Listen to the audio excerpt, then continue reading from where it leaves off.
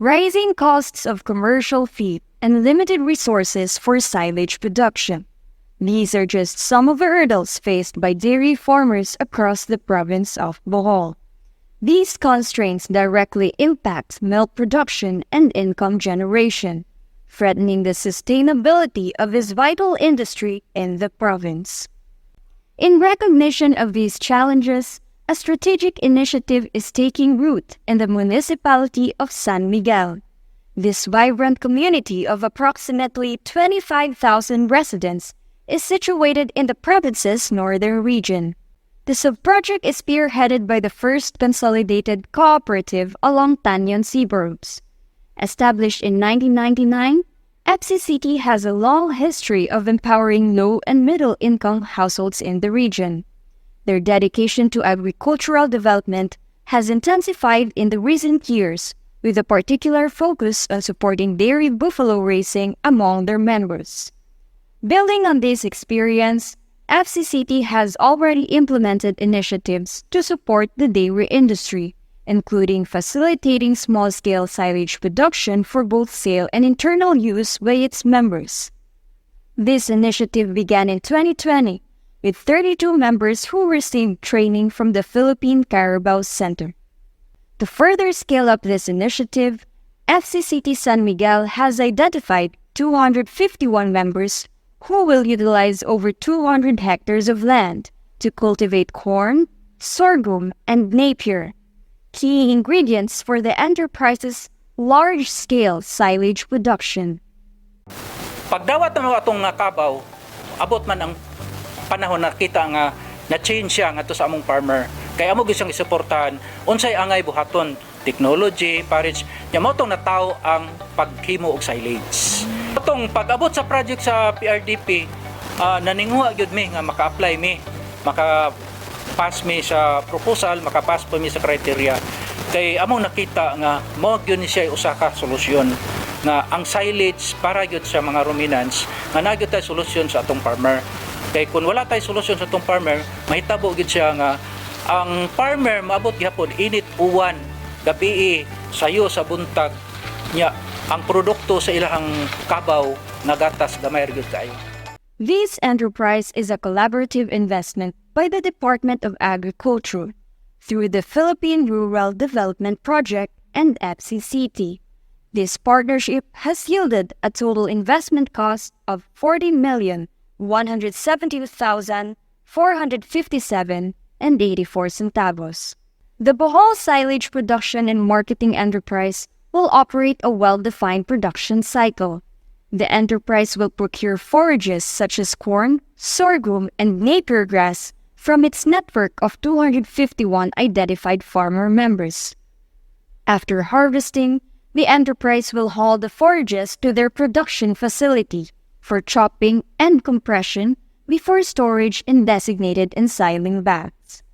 Inoculants will be added to the napier grass silage to enhance palatability for livestock.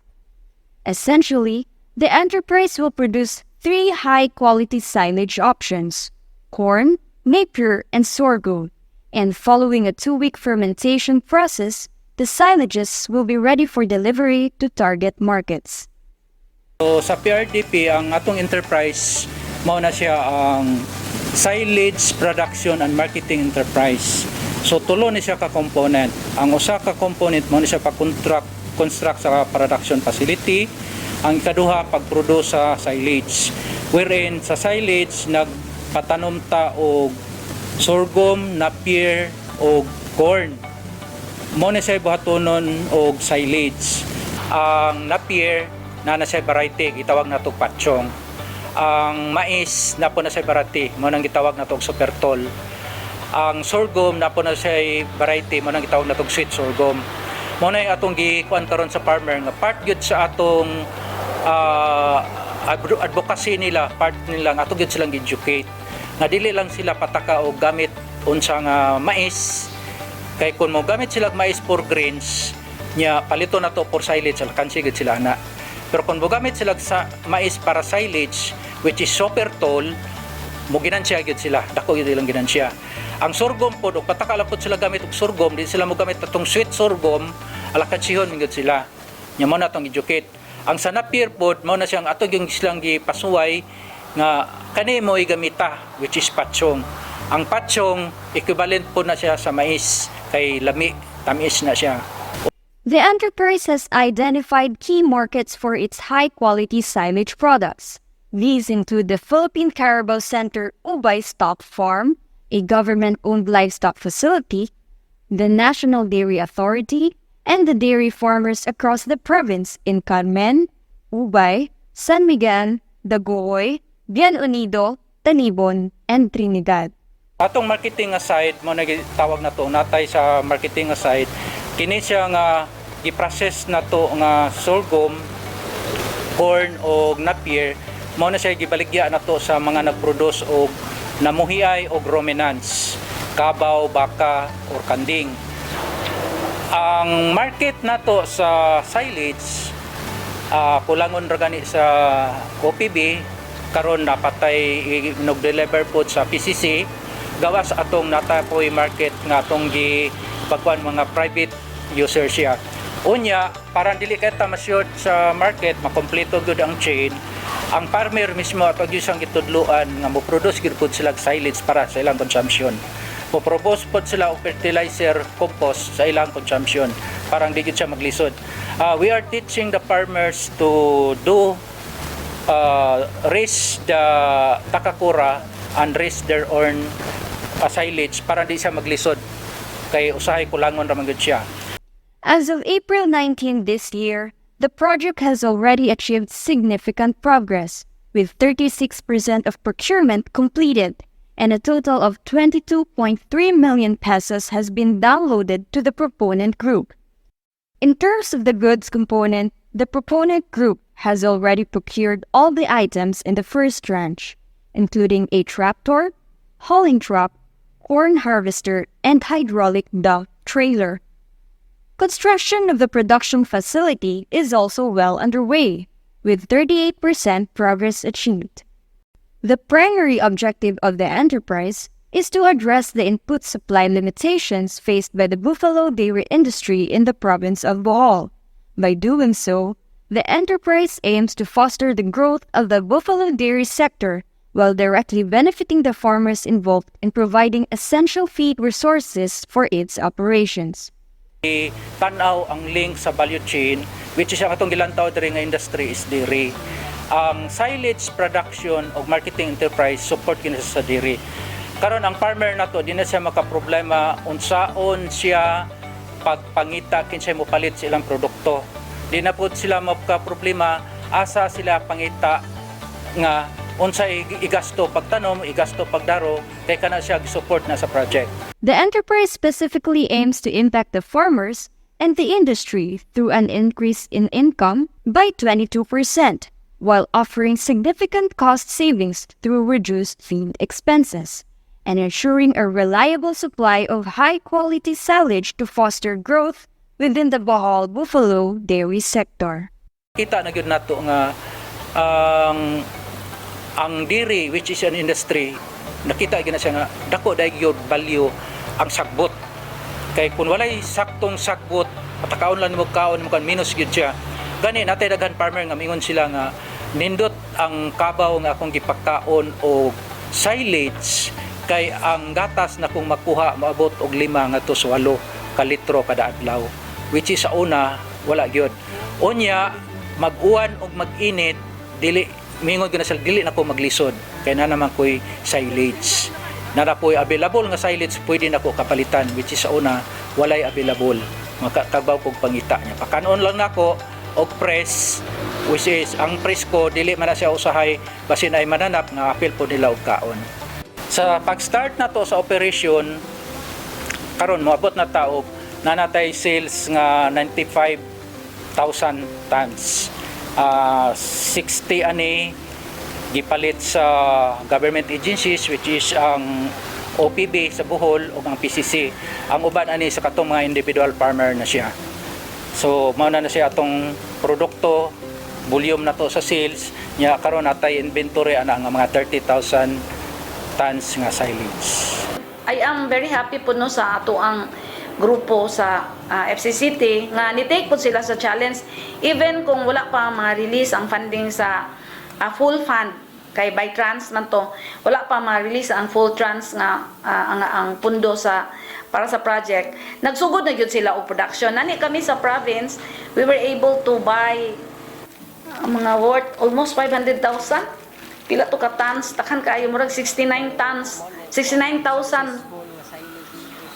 Basta 69 tons nga silage from FCCT. Nya mo yang mong gipanghatag karon sa mga dairy areas. Example sa Mabini nihatag mi og mga 18 tons. Sa Ubay nihatag mi 10 tons, sa Bodakon daghan. So katong 69 tons nga among na purchase from FCCT, amo nang gipangapod-apod sa mga areas. Nya priority jud ang dairy areas nga among giprovidean. Kung LGU na mo siya ihatag, so si LGU ang mo identify, pero naay among tagaan nga mga ng associations na sila murag arrangement sa association nga murag payback nga ginagmay. So wala na mi nagkuan anang wala na mi nagkontrol ana sa ilahang agreement. Ang amo lang sa province nga makahatag siya timely gyud aning sa panahon sa tinginit niya. Ang balik ko ako lang yung gikalipayan kay ang FCCT bisan kung wala pa ang ilahang full fund sa operation, ako madutong sige ngon nila nga mangandam. They took up the challenge niya. Nakapalit gyud mi nila nga nakadagan na 69,000 tons o 69 tons na kanang silage. Atong ginabuhat kay gi-expect man gyud nato nga taas-taas ang huwaw or El Nino. So nagmasid ta og drive karon nga nagyoy katong kutob sa naay mga forage grass ato dito siyang gi-harvest. Kay para nga naay preparation nga harvest gyud siya. Unya ang usa natong ginabuhat pud siya is ang ato yung gi-encourage ang farmer nga mogamit gyud sila og compost kay bisan tig-init ang compost niya is dili gyud siya dugay gyud siya mo huwaw o dugay mamatay ang ilang kuan. Unya karon nga year nanatay pila ka hektarya na siya atong nadaro in preparation na kung maulan karong May, matamnan na siya nya harvest na karong July. Unya we are trying to find a technology gyud nga unta ma-prevent gyud siya nato ang El Nino magamit ta og technology kay sa pagkakaron wala pa man tay mga drip irrigation. Pero ato na nang pangitaag paagi unta nga unsaon gyud siya nga whole year round gyud ang production pud sa farmer. Unya ang karon nga year ang atong plano is mao na siya pagkumpleto nato sa atong warehouse kay mao man atong gipupusan procurement nato sa atong mga equipment na wala pa mapalit. Unya katong sa mga seeds nato unya we are also atong kung pwede ta maka amo naman ang giplano gyud sa una nga mo benchmark gyud ta og katong dako gyud siya nga kuan. Unya sige tag meeting pud sa industry. Kay atong gilantaw siya is dairy industry. Mao nang nakiglink pud ta sa other cooperative nga sila po'y focus sa gatas. Kay kun pananglitan dili mapokusan ang gatas apektado man atong silage. Kay nagproduce tag silage para gyud na siya sa dairy animals, dairy ruminants. So kung kusog ang production sa gatas, kusog po na siya ang palit namo. Unya ang amo unta is kung ma-further pa gyud nato og value adding ang silage nga mabaligya nato pellets na siya harang para atong mapak, atong ma-preserve og dugay convenient pud sa atong mga market niya. Available gyud siya sa market.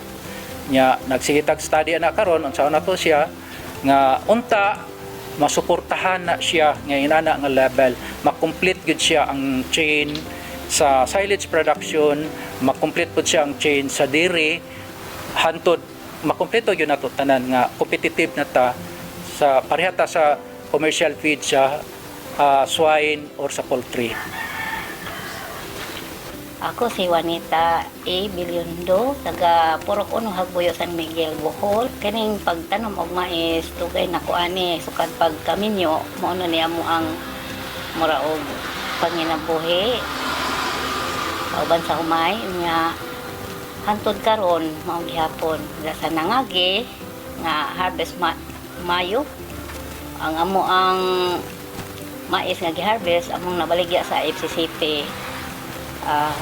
Murag naka kuan ko ato murag bintaha kaysa kadtong ang amo ang mais nga giharvest sa nangagi, amo tong pusoon tapos panog bugas mo to amo ang silbi pagkaon nya karon nangagi sa atong Mayo amo nabaligya sa FCCT bintaha to kay murag wa na murag kawat ba kay wa pay puso baligya naman ya nakahalin to may mga oras sa gihapon kay kanang nakapalit man po may unsay among mga panginahanglan pay pod ko ato kay na namami kabaligyaan nga murag tibuok pa aw kana bang usa kaysa kadto magbaligya mi kinagmay di makita di ma lansi na mo og naabay ginan siya o wa babasa kay makakaon na mi ato. Ang una is nagpasalamat yun ko sa project kay niagi man yun siya o grabing study ang project. Niagi po siya, grabe po siya ang mga documentation niya, ang support niya, dili basta-basta ang pagkandak na to sa feasibility study. Although, dili man yun na ito maperfectanan, unta, amo naman ang maris up unta na to sa mga concern pod. Nya mapadayon gyud ta pod ang assistant sa World Bank, labi na gyud diri sa kini siya nga industry.